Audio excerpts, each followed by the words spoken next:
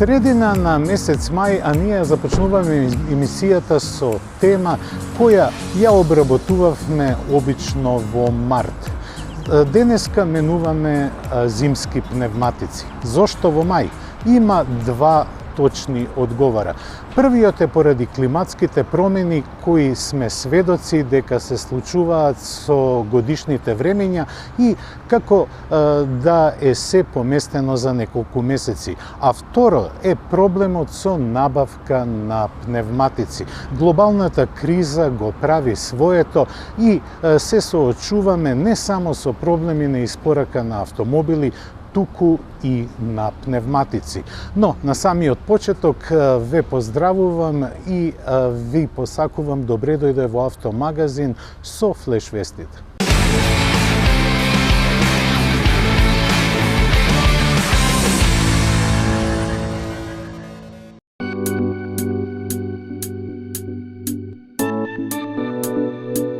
Падна уште една жртва на кросоверите. Рено Сеник заминува во историјата. Како пионер во својот сегмент, овој компактен моноволуменец кој 26 години континуирано е присутен во гамата на францускиот производител, освои повеќе од 5 милиони купувачи. Но актуелната четврта генерација, представена во 2016-та, се потешко се носи со пазарните трендови. Ако пред една деценија се продаваа по 160.000 примероци годишно, а пред 2 децении дури по 300.000, лани бројките едва и се искачија на 20.000. Затоа и нарачките се прекинати. Засега само за стандардната верзија со 5 седишта, додека продолжената Гранд Сеник изведба ќе биде достапна уште некој месец. Според програмата на Рено за финансиско опоравување, нема план за нивна замена, иако постои можност да се појават под друго име како кросовери.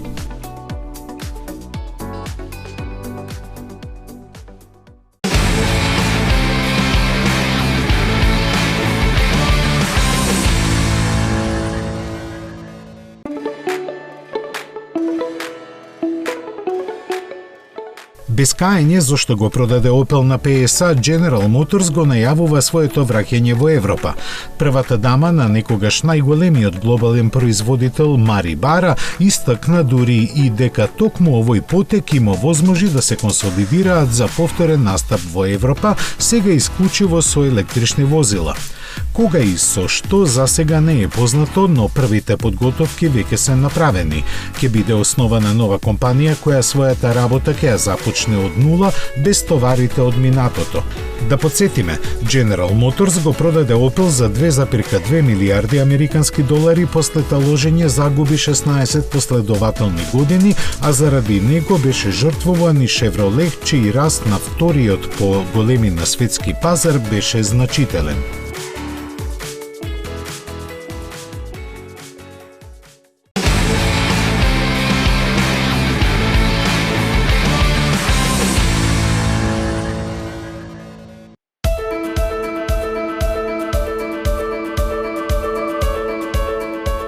Три години по ревитализацијата, француската марка Delage започнува со финалната фаза на лансирањето на својот супер автомобил, едноставно означен како D12. Тестирањата на прототипите се завршени и сега е време тој да биде подетално покажан на јавноста. Неговите креатори за него ќе кажат дека е брз како некогаш, а зашто е заслужна врвната механика заснована на 7,6 литарски V12 од сопствена конструкција, кој со хибридна помош пумпува 990 конски сили. Според плановите, најавено е производство на само 30 примероци, од кои 10 се предвидени за американскиот пазар. Првите потенцијални купувачи на кои ќе им бидат побарани по $2,3 милиони ќе ги добијат своите автомобили на почетокот на 2023 година.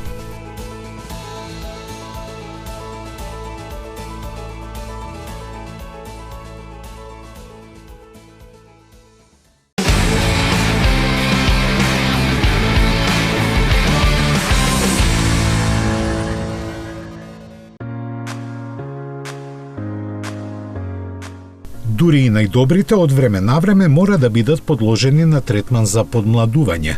После 5 години на пазарот стилистите на Rolls-Royce го дофатија и Phantom. Тој сега ќе го привлекува вниманието на богатите со ревидираната геометрија на маската и традиционалната статуетка. И светлата се малку поинакви, а отстрана дополнително е нагласена линијата на појасот која ги раздвојува горниот од долниот дел на каросеријата. Наредните измени сепак се внатре, кои во духот на марката се суптилни со цел задоволување на префинетиот вкус на купувачите и нивните индивидуални желби. Сите овие визуелни и естетски подобрувања во Rolls-Royce ги нарекуваат лесен допир, во смисла на изјавата на сер Хенри Ројс. Мали работи ја прават перфекцијата, но перфекцијата не е мала работа.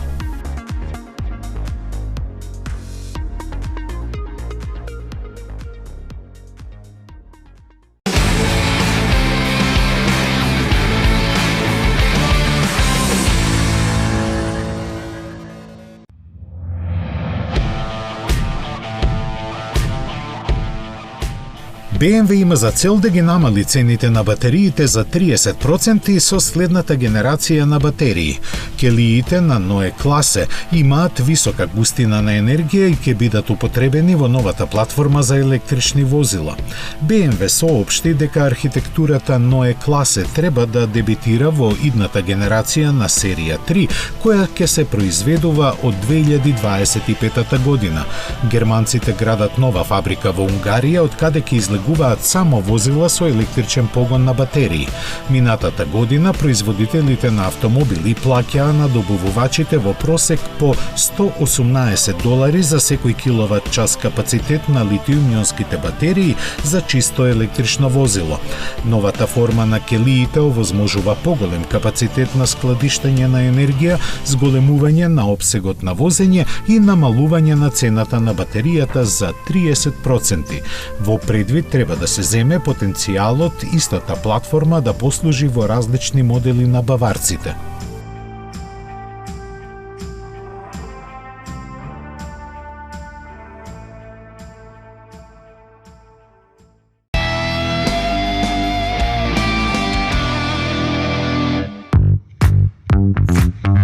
Мислите на ново возило? Одберете возило, Sparkasse Leasing купува за вас. Вие бирате година, модел, боја, месечна лизинг рата. Ние реализираме Sparkasse Leasing.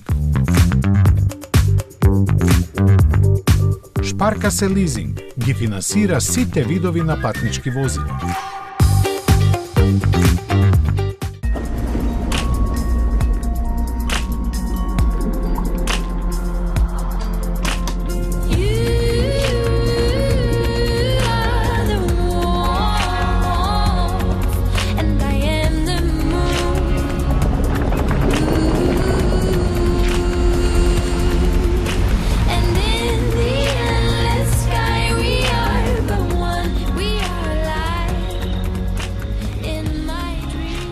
Нов автомобил го сакам, но овој пат има правила.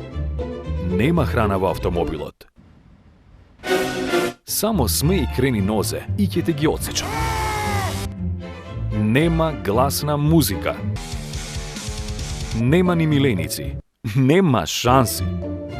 Океј, може би од следната недела. Новиот Opel Crossland. Убавината и храброста одат заедно. This is Opel. Метрополис, број 1 радиомрежа.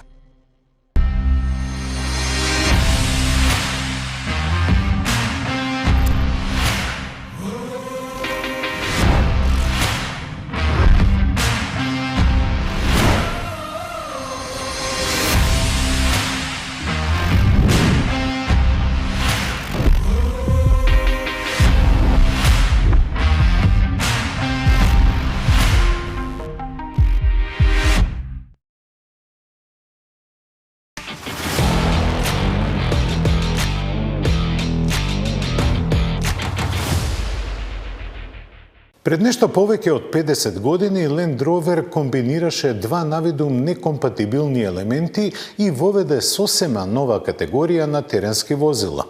До тогаш робустните теренци се користеа како работни коњи, а единствениот раскош беа тапацираните седишта и греењето во кабината. А потоа дојде Range Rover и се преврте наопаку. Сега, британските теренци имаат повеќе луксус од директорските лимузини и станаа обожувани од параилиите. Еден од нив е Range Rover Sport, чија нова генерација има еволутивен дизајн и ориентирана е кон возачот.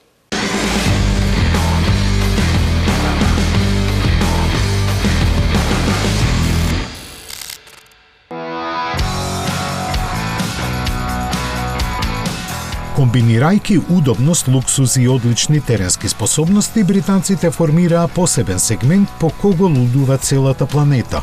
Иако се уште актуелниот Range Rover Sport изгледа свежо, JLR одлучи дека е време за замена. Како и со полуксузната верзија, дизајнот на новиот Range Rover Sport помина низ еволуција, а не револуција. Ако дизајнот на каросеријата можеби не е визуелно спектакуларен, тоа е платформата. Range Rover Sport како основа ја користи MLA Flex платформата, која значително ја подобри торзионата цврстина на возилото. Покрај тоа, меѓуоскиното растојание е зголемено за 75 мм, а со тоа и понудата на простор во кабината. За разлика од луксузниот Range Rover, Sport е повеќе ориентиран кон возачот и динамичното возење и поради тоа, меѓу другото, е поблизок до подлогата за 20 мм. Третата генерација на Range Rover Sport е полна со технолошки иновации и подобрувања. Целосно новата плагин хибридна единица комбинира линиски инжиниум со 6 цилиндри, електричен мотор од 145 конски сили и батерија од 38,2 киловат-часови. Резултатот е вкупно 510 коњи, забрзување до 100 км/ч за 5,4 секунди и можно возење само на електрична енергија до 120 км/ч. Понудата на мотори ја комплетираат бензинските P400 и верзиите D300 и D350 со дизел мотори. За 2 години во флотата ќе биде додадена целосно електричната верзија. Врв на цивилната понуда на Range Rover Sport е 4,4 литрениот V8 Twin Turbo мотор со 530 конски сили. За оние што не им е доволно, радосна вест е дека најсилниот рафинат SVR е веќе во подготовка и се очекува да испорачува 630 конски сили. За внатрешноста производителот тврди дека е уште потивка со помош на систем кој со звукот од звучниците ја покрива бучавата од моторот, ветерот и тркалата. Патниците ги пречекуваат висококвалитетни материјали, чиј избор е фокусиран на одржливоста. Секако, фината кожа се уште е на списокот на опрема, но се користат и вегански материјали направени од рециклирани шишиња. Централниот повеќенаменски екран е 13,1 инчен и ја користи платформата за инфозабава JLR BR Pro, додека инструмент таблата има екрани со диагонала од 13,7 инчи. Стандардната опрема ја вклучува новоразвиената динамична воздушна суспензија, која за прв пат е опремена со прилагодлив волумен. Таа веднаш мобилизира адекватна програма според карактеристиките на подлогата, а информациите ги добива преку системот за навигацијата. Адаптибилната шасија Dynamic 2 го проверува теренот 500 пати во секунда и на тој начин обезбедува импулси за оптимално поставување на амортизерите. Првите испораки на новите Range Rover Sport се очекуваат во септември оваа година. Најавената цена на пазарите на Европската Унија се движи од 93 до 142.500 евра.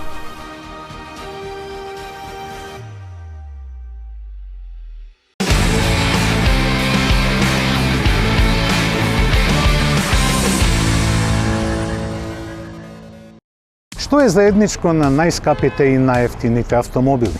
Тоа е потребата за пневматици и секој од нив има своји специфики и намени. Кога се менуваат зимските во летни пневматици, обично се наметнуваат неколку прашања. Дали да се избере пневматик кој е удобен, кој е перформансен или пак оној кој заштедува најмногу енергија. Модерните производители, посебно оние со над 120 годишна традиција, како што се Goodyear, ги обединуваат сите овие атрибути во еден производ. Eagle F1 Asymmetric од 6-та генерација е потполно нов производ. Ние го немаме тестирано, но довербата му ја даваме на Goodyear не само затоа што е еден од најнаградуваните производители и во категоријата на ултраперформансни пневматици, туку и ради имиџот на компанијата, која, впрочем, има направено пневматици кои се користат и на другите планети. Па зошто тогаш овие пневматици не би биле добри да се возиме низ координатите на планетата наречена Македонија? Eagle F1 Asymmetric 6 е најновиот производ на Goodyear во категоријата на ултраперформансни летни пневматици. 6-та генерација на ова семејство е дотерана да пружи идеален баланс на перформансите на сув и влажен коловоз без да се компрометира удобноста. Подобрувања се направени во самата структура на пневматикот, додека конфигурацијата на блоковите формира профил подготвен за врвни предизвици. Новиот Eagle F1 Asymmetric 6 е најголемата причина што угледниот германски магазин Autobild ја додали титулата производител на годината во областа на летните пневматици на Goodyear за тековнава година. Токму во неа го стартуваме новото патешествие на кое ќе ги осетиме новите спринтерки на нашата Opel Insignia. Во димензија 245-45 R18 очекувам добро да ја носат лимузината со 170 коњи. Затоа потоа, сега треба да се возиме.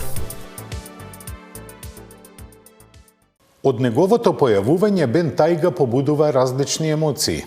Никој не останува рамнодушен на неговиот перфектно изведен интериер, но многумина ја коментираат големата каросерија. Сега Бентли оди понатаму и го растегна растојанието на тркалата за 18 сантиметри. Едноставно, наречена продолжено меѓуоскено растојание, оваа Бен Тајга е дворец на тркала исполнет со раскош што се граничи со декаденција.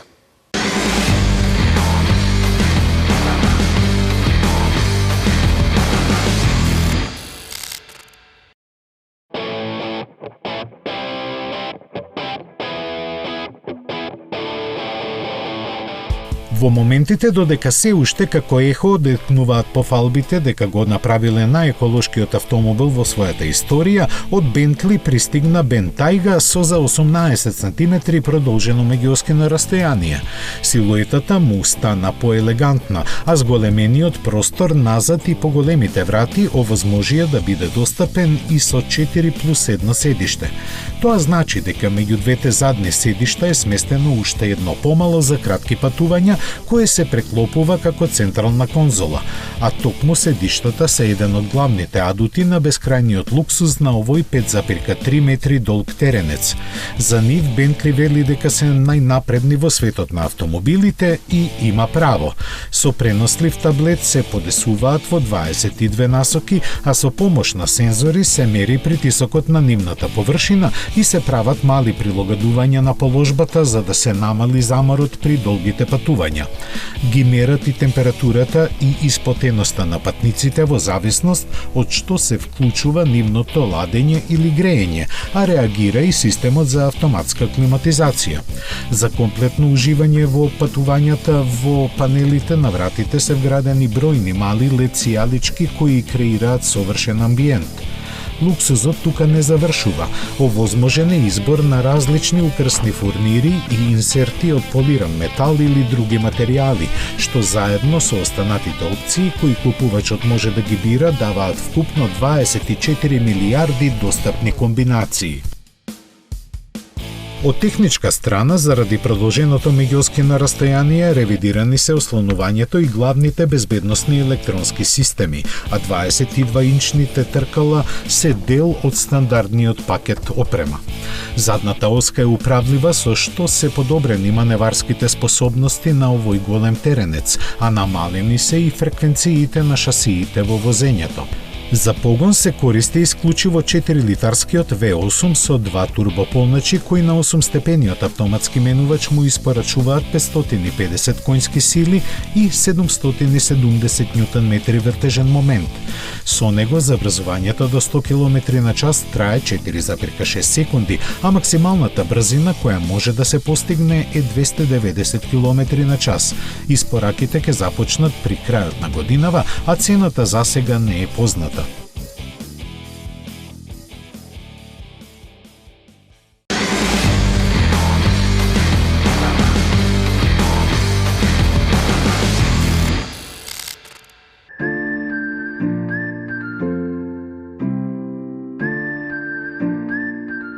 Шпекулациите дека Volkswagen подготвува нов електричен модел како предводник на бранотидни спортско корисни и комерцијални возила конечно завршија. Тие започнаа со купувањето на правата на името Scout од Navistar International во 2020 година. Сега групацијата Volkswagen потврди дека за американскиот пазар ќе оживее марката и ќе представи две солуции: ново електрично спортско корисно возило и електричен пикап.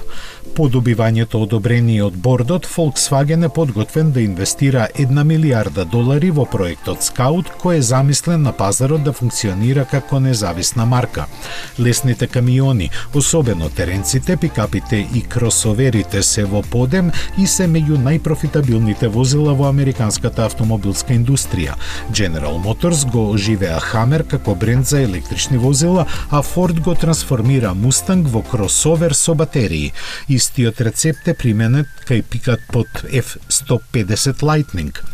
Volkswagen таргетира годишна продажба во Соединетите Американски држави до 250.000 модели под брендот Scout, а производството е планирано да започне во 2026 година.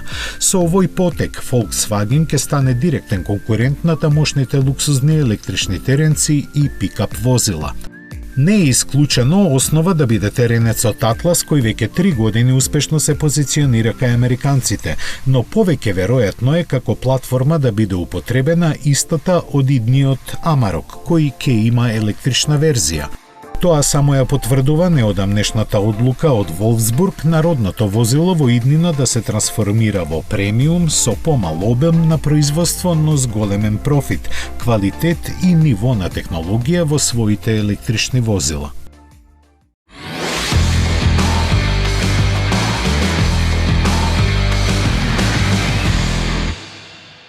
4,5 милиони продадени примероци и четвртата генерација на Фабија е со нас. Покрај освежувањата на изгледот направени се и многу технички иновации. Пред се, ова е најголемата Фабија што било когаш е направена. Со својата должина е растегната над 4 метри, поточно 4 метри и 10 сантиметри. Тоа е благодарение на новата платформа за субкомпактни возила на групацијата Volkswagen, за која Шкода е задолжена да ги развива.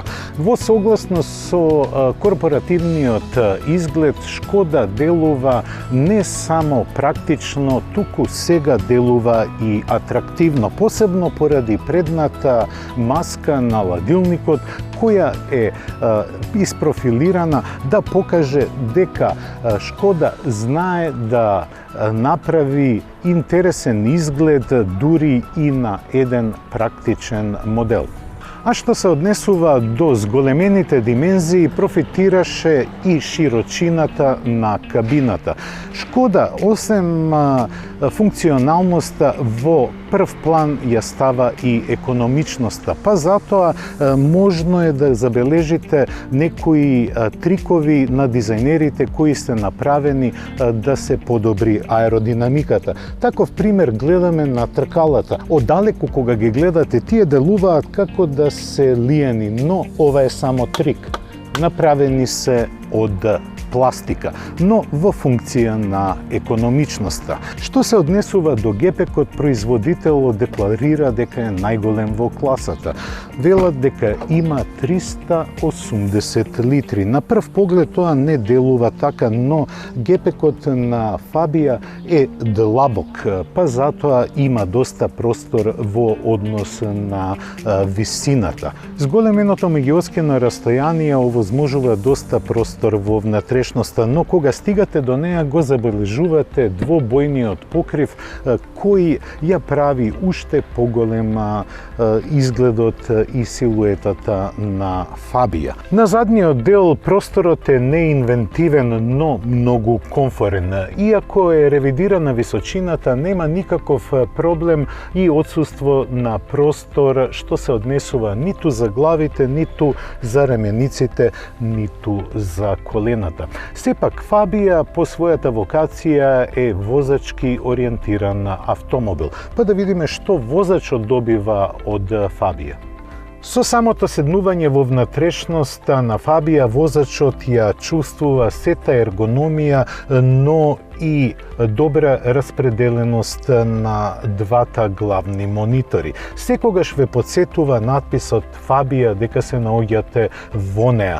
Но она што е поважно се дисплеите пред возачот кој може да менува многу прикази и да ви дава многу информации, додека овој на централната конзола одлично функционира со Android CarPlay и го олеснува употребувањето не само на навигацијскиот систем, туку и на сите расположливи апликации. Зад управувачот сум на моделот со 1-литрен атмосферски мотор од 80 коњски сили.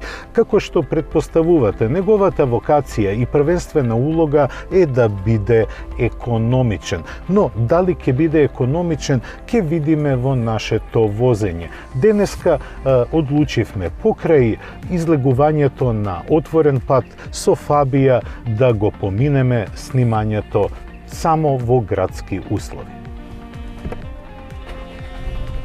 Денешен тест полигон на Шкода Фабија ќе биде Дебар Мало и новореновираната улица Орце Николов, која е многу коментирана од сите што поминале по неа. Па затоа Фабија ќе ја подвргнеме на градски предизвици.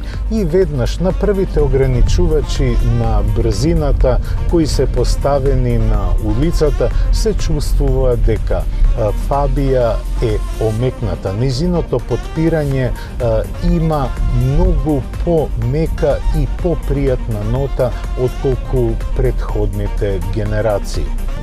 Градските автомобили треба да се многу снаодливи и лесно управливи на тесни простори. Покрај изразената удобност, Фабија ја одликува и многу добрата маневрабилност на тесни простори и мали кружни токови како што се овие на улицата Орце Николов. Возачот многу лесно се снаоѓа и не излегува од тесните рамки на обележувањето на кружниот тек. Токму на вакви тесни улички и мали кружни токови се забележува дека маневрабилноста и подпирањето се на вистина високо ниво. Фабија е направена да ви го олесни животот во градските услови. Шкода Фабија два пати ме шокира. Првиот пат кога ги видов резултатите од потрошувачката на отворен пат, кои беа 4,6 литри. Навистина феноменална потрошувачка, а не можам да кажам дека возев потполно латентно, но ги почитував ограничувањата на брзината на движењето. Второто воодушевување ми беше кога ја возев Фабијата во град. Таа покажува дека сето искуство на производителот е ставено во овој производ, но стокмено да одговори на едни нови предизвици. На предизвици каде што мускулите не се во мода, туку ефективноста, а токму ефективноста е во фокусот на вниманието на новата Фабија. Со цена од 18.450 евра, Шкода Фабија веќе не е ефтина солуција на Volkswagen Polo. Имиджот на чешкиот модел е висок, особено кај флотните купувачи, па не е ни чудо зашто чесите се одлучија за ваков сетап на Фабијата, да биде економична, но и атрактивна. Тоа беше се што подготвивме за ова издание на Автомагазин. Се надевам дека ќе се видиме следната недела во истото време и во добро расположение. До гледање.